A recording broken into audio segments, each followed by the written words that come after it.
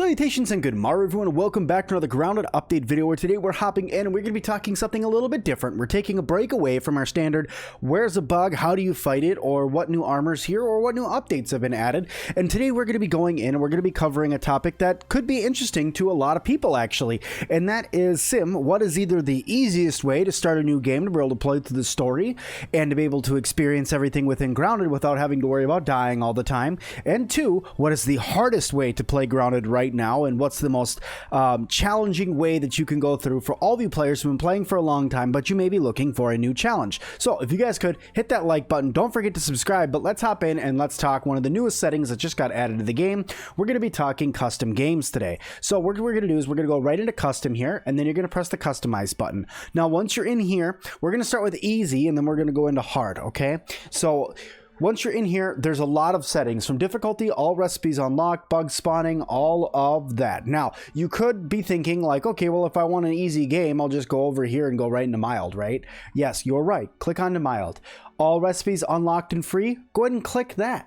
Okay, because what that's going to do is it's going to make it so everything's unlocked and it's free. If you don't want bugs in the game, you can turn it off, but I would suggest you keep these on, because if the bugs spawn in and all recipes are unlocked and free, you are now playing technically a version of the game where everything is going to be like creative with bugs, but it's not gonna be where you don't have story, because if quests is on, you are good. You keep building integrity off, that way you don't have to worry about that. And also, if you turn on bugs ignore players, hostile bugs and insects will ignore you, so you won't be attacked. But just to give you guys a little bit of extra added effect there, I would suggest you guys leave this one on, so that way, so bugs ignore players, I would suggest you leave it so bugs don't ignore you. Why am I suggesting this? Because then you're taking away the survival aspect of the game, but I would still suggest that you keep this on, okay? Then quests, leave on.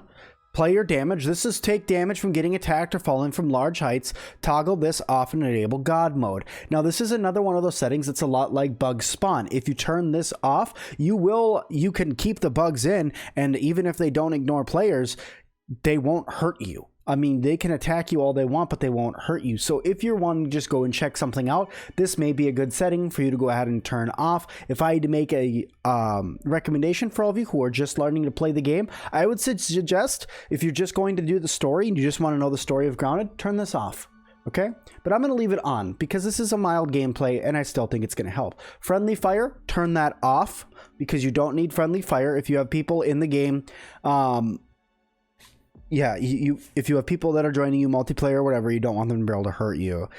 Pet invincibility, turn that on because you never want to lose a pet. Hunger thirst drain, turn that off. Stamina drain, turn that off. Why are we turning both of those off? Because then you don't have to worry about eating and drinking, and you don't have to worry about stamina. Stamina drain is going to make it so you can't infinitely swing your weapons. It's going to slow you down. Now, if you're looking for a mild gameplay, just turn it on mild, and both of those will automatically be on. But we're talking the easiest way for you to be able to play the story in Grounded.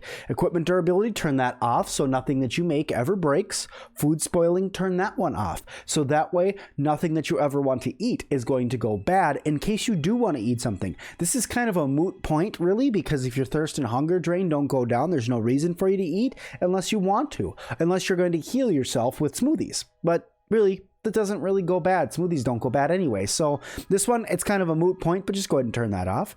Game pause, menus pause game, go ahead and turn that on. No, this will not work if you are in multiplayer. If you're in multiplayer, this won't work. And finally, where it says backpack items on death, respawn with you. Why is that? Because that means if anything's in your backpack, when you die, say for however reason, you shouldn't die if player damage is off, but I'm going to leave it on because it's a survival game. If you die, your backpack will spawn on you with everything in it. No durability loss, anything like that, but it's going to be on you. So if you'd have to respawn back to somewhere, you don't have to start all over. Okay, so that is going to be the easiest way for you guys to be able to go through, play the game the way that you want to for just to see the story. If you want a survival aspect, turn recipes unlocked and for free back off, but you're going to get a little bit more survival. Play with these settings a little bit, but I would say if you're getting used to Grounded, start with this, so that way you can kind of get used to the building mechanic, get used to the moving and everything like that, get used to the story, and then try again on, say, mild or normal mode, and that is going to give you an optimal gameplay experience for those of you who are just starting. Now let's start and let's go over again for all of you who want to play the hardest possible game that you can. First of all, go straight to WoW. Second of all, bugs spawn. They definitely don't ignore players. Building integrity is on. Quest is on. Player damage is on. Friendly fire is on. Pet invincibility is off. Hunger thirst drain on. Stamina drain on. Equipment durability on. Food spoiling on. Menu pause games off. Backpack items on death lose forever. Why is this? Because now you're talking, if you make yourself a tier 7 weapon and you die, gone. Your armor, gone. Starting over. This is literally making the most hardcore game that you possibly can. Okay, so you're talking either going to be super easy in this video or you're going to be talking super duper hard. In other words, the way that it's set up right now in this playthrough, this is the hardest game you can possibly play. It makes it so buildings are going to fall over. If you're going to be building a large base, it's going to fall apart because you won't have the proper support. It means that your pets are going to die all the time. Your friends can hurt you. So if they're going around shooting gas arrows, guess what? You're now getting hurt. If they accidentally shoot you with a poison arrow, you're poisoned. If they hit you with their ant club, guess what? You just got stunned and you lost damage. So this is a dangerous thing to keep on yourself because your friends can accidentally or on purpose murder you.